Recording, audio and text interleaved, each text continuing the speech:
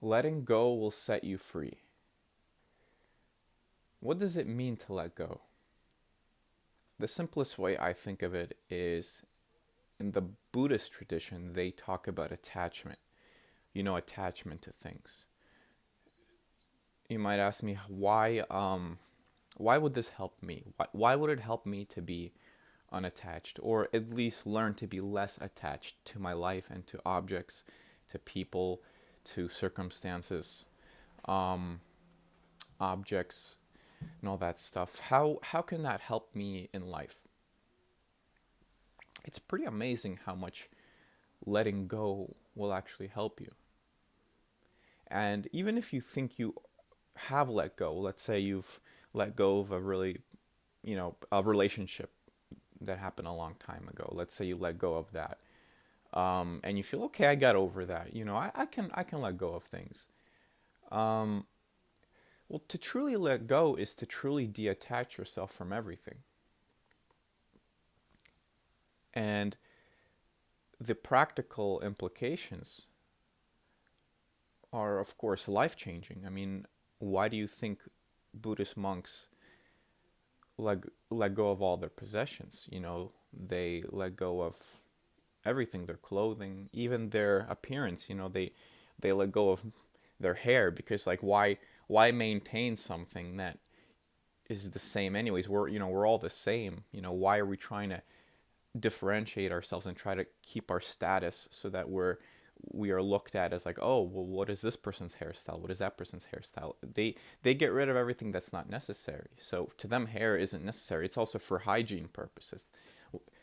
Those Buddhist monks they're not bald just because they're trying to make a fashion statement or something like that, or that's just their thing. No, no, no.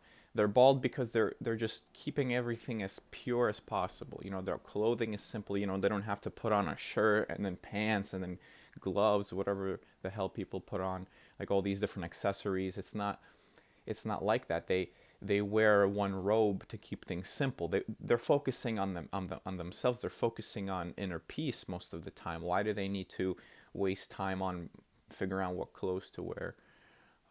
Steve Jobs famously did that. He pretty much ended up wearing the same thing every day. Like a black sweater with jeans, because he didn't want to worry about what to wear every single day.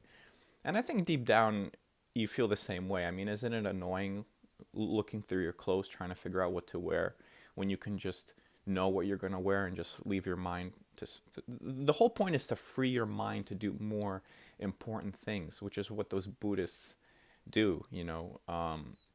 Those Buddhist monks, they what they do is that they bring everything down to the essence, and their only activities really are just chores that maintain their monastery. So they might have to sweep, or maybe they have to uh, take care of their garden, or whatever minimal tasks they need to sustain themselves. Usually they get enough donations, you know, for food, so that's how they support themselves. They don't need any other luxuries, so usually they don't spend a lot of money at all, if any.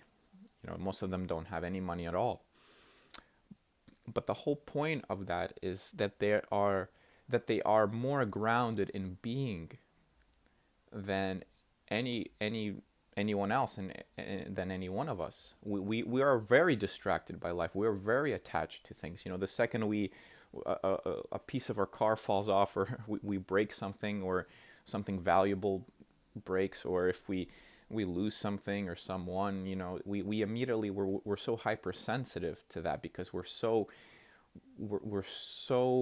focused on building up our ego in terms of building up our lives with possessions and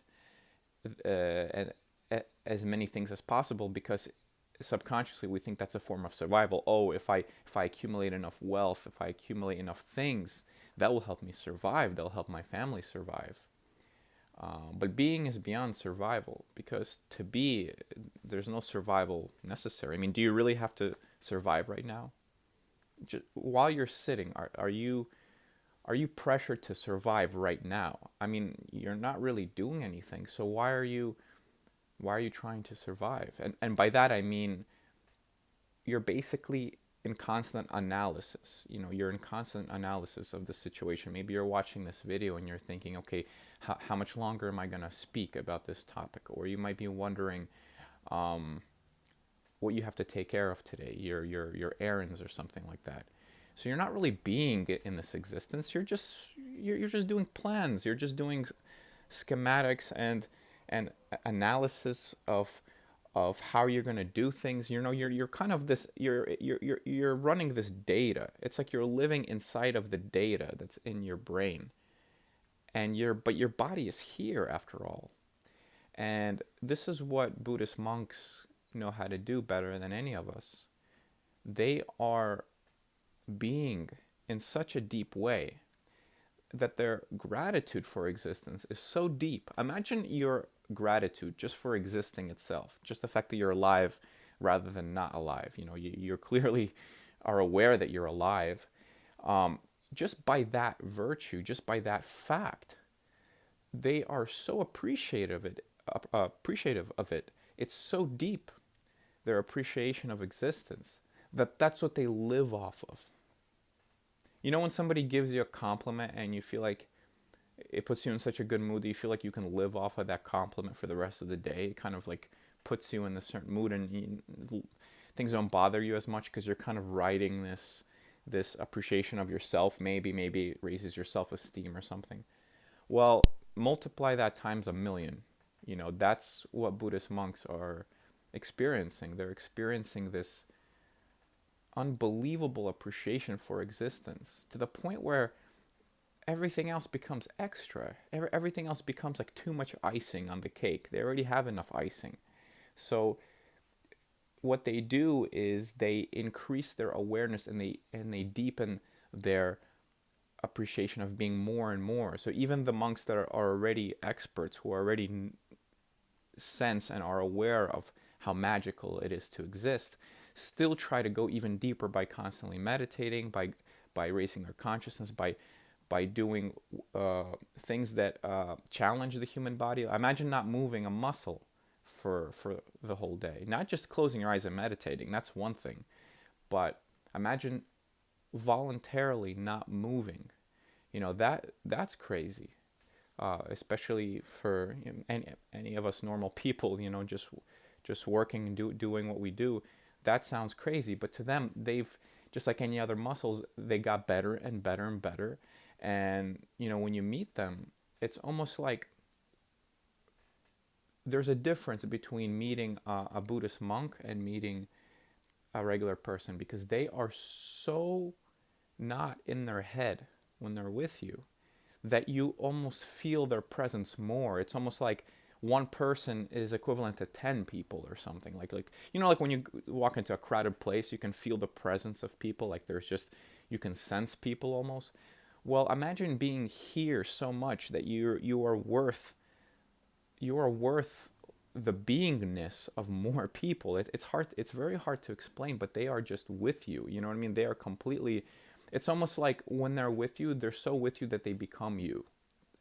That's the level of empathy that they have. So if they're listening to you, they're almost seeing your point of view through your eyes. That's how present they are. Imagine being so aware that when somebody's talking, you are so interested. You're so interested in what they're saying that you are just as interested as they are.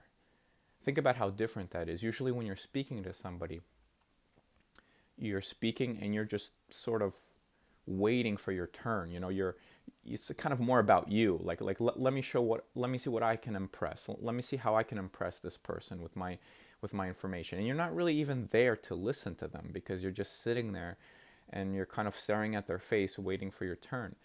But a Buddhist monk, what they will do is they will almost disappear. Like they will sense this disappearance, and they will become you, and they will be so interested in what you're concerned about and what your question is, that they will answer it as if they're answering it for themselves. Now you can call that empathy, you can call that love, you can call that being in the moment, you can call that being here now, mindfulness, it's awareness. You can call it so many things, but there's just something magical about really being here. And that's hard to understand without losing the attachments, or at least letting go of attachments. Because you have to ultimately ask yourself, why are you so attached to everything in your life, all your possessions, all your things, all the people in your life? Why are you so attached to those things if your method of attachment isn't going to keep them? You will be just as dead as those Buddhist monks who are unattached as you will be without attachment. Think about it this way. A Buddhist monk may have nothing and everything will be taken away. You have something and everything will be taken away. The same way that the slate will be cleaned, the same way when you die. So it's almost like you're artificially trying to cling on to everything. You're kind of using too much energy to cling on something that you have to give back anyway. You have to give your body back. You have to give your family back. You have to give back everything that you think is so important. So importantly yours. You think it's so important for it to be yours, yet it's not really yours. It's just, you're just borrowing. You're renting this body. You're renting your life. So why not let go now? You might wonder, well, that's terrible. I don't want to let go. Well, of course you're afraid. But practice this. Practice the idea of like, what if I let go of everything that's mine? Would I be happy? Of course, the answer will be no at first because it will freak you out. But if you think about it, that takes away the burden of maintaining everything. If you detach, it's almost like this weight lifts off of you, because now you realize, wait a minute, I'm renting all of this stuff anyways. Why don't I focus my awareness more on the magic of being alive? And that's not easy to do. So I encourage you to do a deep meditation. You will not get the sense of letting go or the beauty of letting go without really diving into a deep meditation. So if you close your eyes, sit in a comfortable place, focus on your breath, you will realize that you will become only responsible for your breath, because as you're listening to your breath over and over again, you will start to understand that, wow, there's really so much less that I have to do moment to moment, because that takes away the stress of life. Most of your stress comes from your own thoughts. Like you are creating your stress by thinking, constantly thinking and thinking and thinking. Most of your thoughts don't even solve the problems that you're trying to solve. So you're just kind of like an insane person thinking for no reason. Now imagine if you could detach yourself from thoughts. You're not responsible for anything right now. You're just watching a video. So why are you thinking so much? Think about it. You're not responsible for anything right now. You're just watching a video. So why are you thinking so much? Take that burden away from yourself, and you'll realize, wow, there's so much less to do if I'm not focusing on thinking. If I'm not trying to do thoughts, there's so much less to do. And this frees up your mind and your body. This frees up your day. Your day feels more open because you're like, wow, well, let me see what I can find. Let me see what I can discover rather than let me see what I can chase. And this detachment should start with your thoughts. Later on, you will learn how to not be attached to your car, not be attached to your family so much, or to your friends. Later on, you will learn how to do that. And it will help you, because if you lose these things or gain these things, it won't matter. You will be free. You won't be tormented by losing or gaining things constantly in your life. That will happen. But first, start with your thoughts. Realize how much unnecessary thinking you're actually doing. And the only way to slow that down is through daily meditation. I really don't know how else to do that.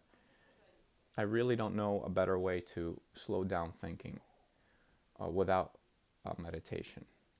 So it's one of those, like, one key for all doors. It's like a master key. Meditation will be your master key for your mind, your body, and for your happiness. And I hope that in this lifetime you will be detached and free.